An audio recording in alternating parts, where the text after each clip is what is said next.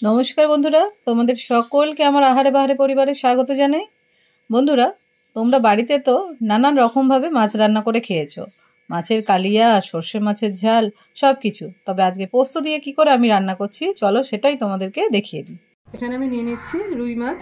রুই মাছটা ভালোভাবে কেটে আমি ধুয়ে নিয়েছি। তবে বন্ধু, এটা আমি কিন্তু বাজার থেকেই কাটিয়ে আনি, আমি নিজে কিন্তু কাটি না। নিয়ে নিলাম মাছ। পরিমাণে একটু আমি হলুদ দেবো, কিন্তু রান্নায় কিন্তু হলুদ দেবো না, কিন্তু সাদা মাছটা কেরম লাগবে বলে আমি অল্প পরিমাণে একটু হলুদ দিলাম। আর দিয়ে দিচ্ছি নুন। হলুদ তো মাখিয়ে নিচ্ছি।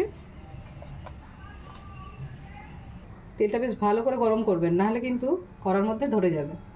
তেলটা গরম হয়ে গেছে, এবার আমি দিয়ে দিচ্ছি একে একে মাছগুলো।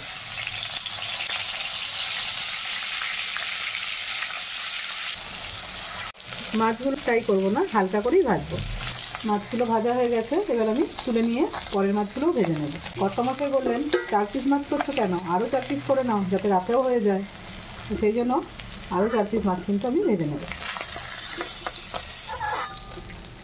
এর মধ্যে দিয়ে দিচ্ছি কালো জিরে, দিয়ে দিচ্ছি একটা শুকনো লঙ্কা আর একটা তেজপাতা।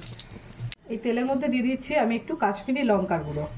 কাশ্মীরি লঙ্কা গুঁড়োটা তেলের মধ্যে দিলে কিন্তু খুব সুন্দর কালার আসে।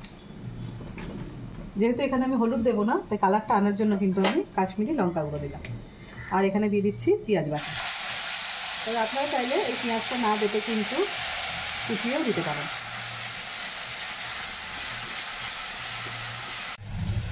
পেঁয়াজটা ভালো করে ভেজে নিয়েছি, এবার আমি এর মধ্যে দিয়ে দিচ্ছি পোস্ত বাটাটা। এখানে আমি 50 গ্রাম মতো পোস্ত নিয়েছি 8 পিস মাছের জন্য। আপনাদের মাছটা যত পরিমাণ থাকবে পোস্তটা কিন্তু সেই মতো নেবে। রান্নাটা কিন্তু একটু এরকম সাদা সাদাই হবে। পোস্ত দিয়ে কিন্তু খুব কষানোর দরকার পড়ে না, তাই আবার আমি কিন্তু এর মধ্যে দিয়ে দেবো জল।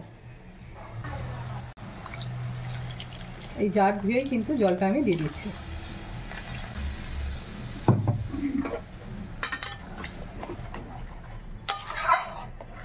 পোস্তর সঙ্গে কিন্তু আমি এখানে কাঁচা লঙ্কা বেটে নিয়েছি, নাহলে তো ঝাল হবে না, সেই জন্য আমি কাঁচা লঙ্কাটা বেটে দিয়েছি। পোস্তটা ফুটে গেলে আমি এর মধ্যে দিয়ে দেবো তখন মাছগুলো। পরিমাণ মতো দিয়ে দিচ্ছি নুন। এবার আমি দিয়ে দিচ্ছি ভেজে রাখা মাছগুলো। এই দেখুন ঝোলটা ফুটে গেছে।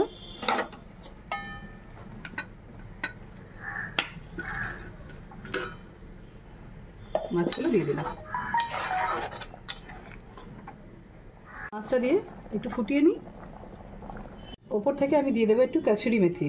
কাসুরি মেথিটাকে আমি একটু হাতের মধ্যে ডলে নিয়ে তারপরে দিয়ে দেবো।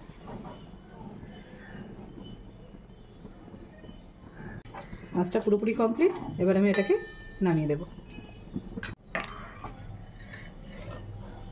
কালারটা দেখেছেন একদম দই কাতলার মতো এসছে না? এই পোস্ত মাছটা কিন্তু কালারটা এরকমই আসবে। আজকে আমার রেসিপিটি তোমাদের কেমন লাগলো সেটা কমেন্টে আমাকে অবশ্যই জানিও। ভালো লাগলে লাইক কমেন্ট শেয়ার করো। নতুন বন্ধুরা চ্যানেলটিকে সাবস্ক্রাইব করে নিও। আর কিন্তু আমার বানানো ভিডিও দেখে তোমরা যদি বাড়িতে বানিয়ে থাকো তাহলে আমাকে কমেন্টে জানাতে একদমই ভুলো না।